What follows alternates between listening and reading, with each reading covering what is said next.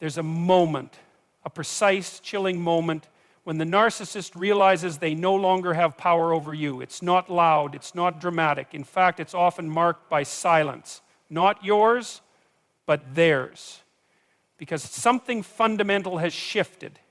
You're no longer reacting, no longer explaining, defending, justifying. You're no longer orbiting around their emotional chaos. And they know it, they feel it like a fracture in the center of the illusion they've built. Because your attention, your energy, your validation, these were never just extras to them, they were supply, they were oxygen. And now they can't reach you, they can't provoke you, they can't control you. And for someone whose entire identity is built on domination, admiration, and control, that's the beginning of collapse. Detachment is the narcissist's greatest defeat. That isn't just a poetic notion, it's a psychological reality rooted in the fundamental structure of how narcissistic dynamics operate. You see, narcissists don't relate to people as independent beings. They relate to people as extensions of themselves, tools, mirrors, echo chambers. If you're in a relationship with one, you're not supposed to exist outside their narrative. Your role is to reflect their importance, to validate their superiority, to bend when they push, to rise when they need admiration, and to fall when they need a scapegoat. So when you detach, not with rage or revenge, but with calm, grounded clarity, that is catastrophic for them. Because you're not just walking away, you're dismantling the very fantasy they constructed around your presence. Now, detachment is different from withdrawal. It's different from silent treatment or passive aggression or even temporary distancing. Detachment is internal. It's the psychological severing of emotional dependency. It's when your nervous system no longer lights up in response to their chaos, when their approval no longer dictates your self-worth, when their insults no longer land and their praise no longer controls. That kind of detachment is the moment they feel the ground shift beneath them because you've stepped out of the dance and they can't dance alone. A narcissist thrives on engagement. Positive or negative, it doesn't matter. In fact, conflict is often preferable to indifference because conflict still places them at the center of your attention. It still gives them a stage, a role, a sense of importance. They'll provoke, they'll bait, they'll twist reality, not because they're confused, but because they're trying to extract a reaction, a response. Anything that proves you're still tied to them emotionally. But when you detach, really detach, they don't just lose an argument, they lose the ability to define you. And that's unbearable. This kind of loss isn't processed like normal grief. It's not sadness that surfaces, at least not at first. It's fury, narcissistic rage, because detachment represents a profound loss of control. Control is central to the narcissistic identity. Control over perception, over narrative, over emotional dynamics. And when they realize they no longer control your perception of them, no longer control your decisions, no longer control your reactions, they are left exposed, vulnerable. And vulnerability to the narcissist is synonymous with annihilation. It's not just undesirable, it's unthinkable. The irony, of course, is that detachment doesn't come from a place of vengeance. It often comes after a long period of suffering, self-doubt, emotional depletion. It's the product of clarity, of waking up to a pattern that has repeated itself too many times. It's not about punishing the narcissist. It's about preserving your own sanity. And that's what makes it so intolerable to them, because it signals that they were never as essential to you as they believed, that you have something they don't. Inner stability, the ability to walk away without burning everything down, to move on without a grand performance, to heal without needing them to understand. And what you'll often find is that in the moment of your detachment, they become strangely small, not physically necessarily, but psychologically. The inflated persona deflates, the rehearsed lines don't land, the manipulation fails to find purchase. Because none of it works unless you are still playing your part. And once you're done, really done, they're left talking to an empty stage. That silence, that absence of emotional tether is not just frustrating, it's identity threatening. Because in that moment, they're forced to confront something they've spent a lifetime avoiding. Without someone to control, they don't know who they are. Silence communicates what words never could. That's because silence, when it comes from a place of genuine clarity, not passive aggression, not manipulation, but authentic detachment, speaks to the unconscious in a way that bypasses all the usual defenses. Especially in the context of a narcissist, silence becomes the one form of communication they can neither argue with nor distort. It doesn't bend to their narrative. It doesn't respond to their provocations. It doesn't offer them the fuel they're desperate for: attention, emotion, chaos, control. It just exists, cold, calm, and immovable. And for someone whose identity depends on emotional reactions from others, that kind of silence is a mirror they can't look away from. A narcissist survives on attention, not love, attention. That's an important distinction, because love requires reciprocity, empathy, vulnerability. Attention, on the other hand, can be extracted, it can be manipulated, it can be forced. And when you give it through arguments, through explanations, through pleas to be understood, you're playing their game. You're still tethered to their system. You're still responding, still proving that they matter. But silence, that's something else entirely. Silence is proof that you no longer need to be seen or heard by them, that you no longer need to win, that you no longer need them to validate your experience. And they feel it. They may not say it out loud, but they feel it in their bones. Because silence is final. It's not the beginning of a new manipulation cycle. It's the end of it. It's not a threat. It's not a tactic. It's a state. And the narcissist who relies on emotional reaction to orient themselves in the world has no idea how to navigate that state. It leaves them suspended in a void where their usual tools, charm, rage, guilt, gaslighting, fall flat. They can't provoke what doesn't respond. They can't dominate what won't engage. They can't win if there's no game being played. And what's so critical here is understanding what that silence represents. It's not indifference in the cold sense. It's peace. It's the peace that comes from no longer needing to fix, to prove, to make sense of what was always senseless. It's the kind of silence that emerges when the chaos finally stops echoing inside you. And from the narcissist's perspective, that peace is more threatening than any confrontation, because it tells them without a word that they are no longer central, that their grip has failed, that the illusion of power has collapsed. They will try to interpret the silence. They'll project onto it, they'll invent motives, bitterness, cruelty, arrogance, anything that allows them to believe they're still part of the equation. But the truth is, silence removes them from the equation entirely. That's why they'll often escalate, reach out, provoke, bait, because silence for them is suffocating. It's the one response that exposes their emptiness without even trying, and that exposure is unbearable. This kind of silence doesn't come easily. It comes after exhaustion, after attempts to explain yourself that went unheard, after emotional outbursts that were twisted into weapons, after pleading for clarity, for decency, for fairness, and being met with denial or disdain. The silence that follows is hard-won. It's a boundary, not a punishment. It's a declaration of self-respect that doesn't require anyone's permission. And once it's established, it cannot be faked, because real silence born from truth has weight, it has gravity. It doesn't just lack words, it renders words unnecessary. And when the narcissist encounters that, when they finally realize that nothing they say or do can reinsert them into the narrative, the loss becomes undeniable.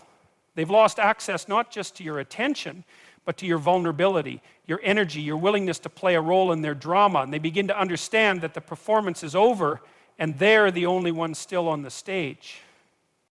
Loss of control shatters their constructed identity. That's not an exaggeration. That's a psychological collapse waiting to happen. A narcissist doesn't merely desire control, they require it. It's the scaffolding around which their entire identity has been built, not a flexible, adaptive identity, but a brittle one, fragile, grandiose, inflated to keep out anything that feels like weakness, failure, or rejection. So when they lose control over you, when they can no longer predict your reactions, influence your emotions, or steer your decisions, it doesn't just frustrate them, it unravels them. Control is not about dominance for its own sake. It's about maintaining the illusion. The illusion that they're competent, adored, untouchable, morally superior, or endlessly victimized, whichever version suits their need in the moment. That illusion must be carefully maintained because the truth underneath it is intolerable. It's a truth shaped by shame, inadequacy, and a gnawing sense of emptiness that they've spent years, even decades, trying to outrun. Control allows them to regulate that fragile self-concept. If they can control your perception of them, they don't have to face their perception of themselves. That's why your resistance, your autonomy, your silence, those things are not simply inconvenient. They are threatening at the deepest psychological level, because if they can't control you, then your version of reality suddenly matters. And if your version of reality matters, theirs is no longer absolute. That relativism is unbearable to someone who's spent their life trying to make their inner world the only world that counts. When control slips from their hands, panic sets in, but it's masked. It doesn't look like fear, not at first. It looks like rage, blame, escalation, or even feigned victimhood, anything to claw back authority, to reestablish dominance over the narrative. They'll rewrite history. They'll accuse you of betrayal. They'll twist your independence into cruelty, because admitting they've lost control means admitting they're not as powerful, as needed, as irreplaceable as they convinced themselves they were. But here's the core of it. Losing control over another person forces them to confront the one person they've been running from all along, themselves. And that confrontation is intolerable. Because without control, the mechanisms they've used to regulate their self-esteem begin to malfunction. They can't draw value from manipulating someone who refuses to be manipulated. They can't extract validation from someone who no longer reacts. So what remains? A hollow core. A self that was never allowed to grow honestly. A person who never learned how to earn love, only how to demand it. In those moments, their strategies fail them. The charm no longer works. The threats fall flat. The guilt trips are met with indifference. It's like watching a machine break down, one part after another failing until the whole system crashes. And what's left is not a villain, but a broken identity, one that was never designed to withstand resistance. Because real identity can bend. Real identity can evolve. But theirs was manufactured to appear flawless, and anything that exposes its cracks must be destroyed or denied. So when you walk away, truly walk away, not in anger, not to provoke, but because you've reclaimed your agency, they don't just lose control of you, they lose control of the image of themselves that you used to hold up for them.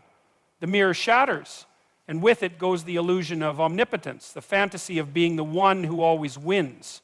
And what's left is disorientation, because without someone to control, they're unanchored. Without someone to control, their identity starts to implode. And in that collapse, they begin to glimpse the truth they've always avoided, that their power was never real, it was borrowed. They mistake your peace for punishment. And that tells you everything you need to know about how distorted their perception of reality has become. Because when you finally find peace, not silence rooted in passive aggression, not distance fueled by resentment, but actual peace, the kind that emerges when you no longer need chaos to feel alive, they don't experience it as a resolution. They experience it as an attack, a betrayal, a punishment they don't understand and can't accept. Because to a narcissist, your calm is not neutral, it's threatening. Peace, for most people, is an indication that something has been processed, that the war is over, that you've integrated the lessons, released the bitterness, and moved on. But to the narcissist, peace is foreign. They don't live in internal harmony. They live in a perpetual state of psychological warfare against themselves, against others, against reality. And when they see that you're no longer part of that war, that you've stepped out of it entirely, it doesn't register as healing, it registers as rejection, as abandonment, as cruelty, because your peace reminds them that they are still trapped in the same chaos you've escaped.